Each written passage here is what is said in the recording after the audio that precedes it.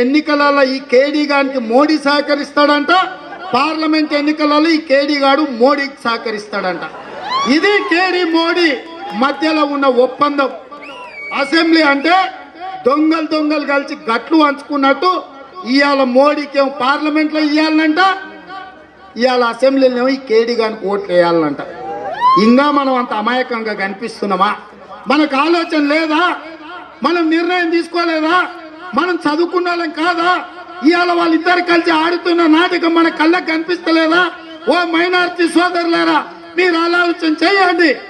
ఒక చేతిలో మోడీని, ఇంకో చేతిలో అసదుద్దీన్ ఓవైసీ ఏలు పట్టుకొని కేసీఆర్ నడిపిస్తుంటే ఇవాళ మీరు కేసీఆర్ కు మద్దతు ఇస్తే ఈ కేసీఆర్ పోయి మోడీకి మద్దతు ఇస్తుంటారు.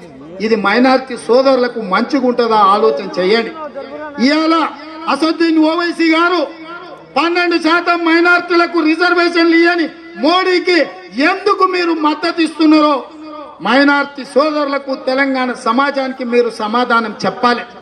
నేను అడుగుతున్నా ఇవాళ అసదుద్దీన్ ఓవైసీ గారిని, మిత్రమా, ఇవాళ మైనారిటీలు 4% రిజర్వేషన్ వచ్చిందంటే ఆనాడు డాక్టర్ వైఎస్ రాజశేఖర రెడ్డి గారు ముఖ్యమంత్రి ఉన్నప్పుడు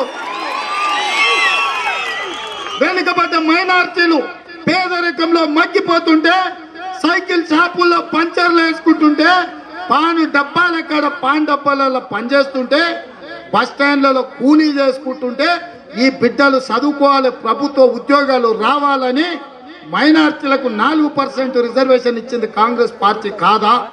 ఇవాళ కాంగ్రెస్ పార్టీ ఇచ్చిన 4% రిజర్వేషన్ వల్లనే లక్షల మంది మైనారిటీ విద్యార్థులు ఇవాళ చదువుకొని ప్రభుత్వ ఉద్యోగాలు అనుభవిస్తూ డాక్టర్లు, ఇంజనీర్లు అయిన మాట వాస్తవం కాదా?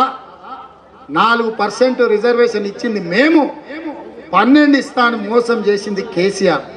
ఇవాళ నువ్వు కేసీఆర్ తో ఎట్లా జంటగడతావని నేను అడుగుతున్నా. ఎంఐఎం సోదరులు, మైనారిటీ సోదరులు ఆలోచన చేస్తలేరా? మైనారిటీ సోదరులారా, ఆలోచన చేయండి. ఆలోచన చేసి నిర్ణయం తీసుకోండి. హైదరాబాద్ లో ఎంఐఎంని గెలిపించవచ్చు కాక, హైదరాబాద్ పార్లమెంటు తప్ప ప్రతి ప్రాంతంలో మైనారిటీ సోదరులు కేసీఆర్ ను ఓడించడానికి కంకణం కట్టుకోండి. 5 సార్లు నమాజ్ చేసే మైనారిటీ ముస్లిం సోదరులారా, నమాజ్ చేసినప్పుడల్లా ఆలోచన చెయ్యండి. మీ పిల్లలకు 4% రిజర్వేషన్ ఇచ్చింది కాంగ్రెస్ పార్టీ కాదా అని నేను అడుగుతున్నా. అలాంటి కాంగ్రెస్ పార్టీకి చారిత్రాత్మకమైన అవసరం ఇవాళ మా మైనారిటీ సోదరులు అండగా ఉండాల్సిన సందర్భం వచ్చింది. అదే విధంగా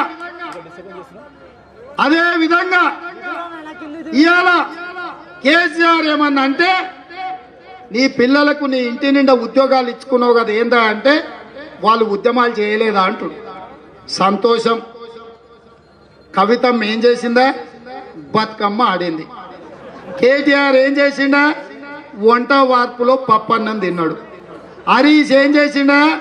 మనమందరం రాస్తా రోక చేస్తే మన ముందలు వచ్చి ఫోటోలు దిగిండు. కేసీఆర్ ఏం చేసిండా?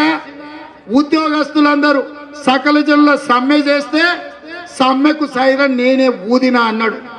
నక్లెస్ రోడ్డు మీద మానవహారం పెట్టి మొత్తం హైదరాబాద్ ను దిగ్బంధిస్తే వేదిక మీద వచ్చి 5 నిమిషాలు మైకులో మాట్లాడి పోయాడు. 45 రోజులు ప్రతి ప్రభుత్వ ఉద్యోగి దసరా దీపావళి పండుగ చేసుకోకుండా సకల జనుల సమ్మె చేసి తెలంగాణను స్తంభింపజేస్తే, సింగరేణిలో ఉండే బొగ్గు కాని కార్మికులు బొగ్గు బాయిలు బంద్ అంటే బంద్ అని ఉపవాసం బండి మొత్తం స్తంభింపజేస్తే ఇవాళ తెలంగాణ రాష్ట్రం వస్తే అమరవీరులు పట్టరు, ఉద్యమకారులు పట్టరు, విద్యార్థులు పట్టరు, నిరుద్యోగులు పట్టరు, రైతులు పట్టరు, సింగరేణి కార్మికులు పట్టరు, ప్రభుత్వ ఉద్యోగులు పట్టరు. ఇవాళ తెలంగాణలో చచ్చిపోయిన సావు బతుకు మధ్యలో ఉన్న ప్రజలు పట్టరు. నేను అడుగుతున్నా, నీ బిడ్డల్ని ఎంత ప్రేమగా చూసుకుంటున్నావో, నీ కొడుకు మంత్రి ఇస్తీవి కదా, నీ అల్లుడికి మంత్రి ఇస్తీవి కదా, నీ బిడ్డ పెరగడం దీని పార్లమెంట్ కు పోతుంది కదా, నీ సద్దకుని కొడుకును రాజ్యసభకు పంపిస్తీవి కదా, నువ్వు ముఖ్యమంత్రి పదవి తీసుకుంటేవి కదా, నెలకు 30 లక్షల జీతం నీ ఇంట్లో తీసుకుంటారు కదా. మేము ఏం అడిగినామయ్యా? నీ బిడ్డల్లాగా చూసుకోమని కూడా మేము అడగలే. మా రైతులు నువ్వు చేస్తున్న ₹1,00,000 రుణమాఫీ చేయమని అడిగారు. మా ఆడబిడ్డలు అల్లుడు వస్తే ఎక్కడ వండుకోవాలో తెలియక పెళ్ళైన బిడ్డ ఇంటికి వస్తే బిడ్డ అల్లుడు ఇంట్లుంటే వాకిట్ల దుమ్ముకు దూలికి సాంపిసల్న ఆకిట్ల పండుకుంటుంటే నువ్వు ఇస్తున్న డబుల్ బెడ్రూమ్ ఇవ్వరా సన్నాసి నా కొడక అన్నారు. కామెంట్ చేయండి. ఎప్పటికప్పుడు మా వీడియోస్ చూడాలంటే సబ్స్క్రైబ్ చేసుకోండి.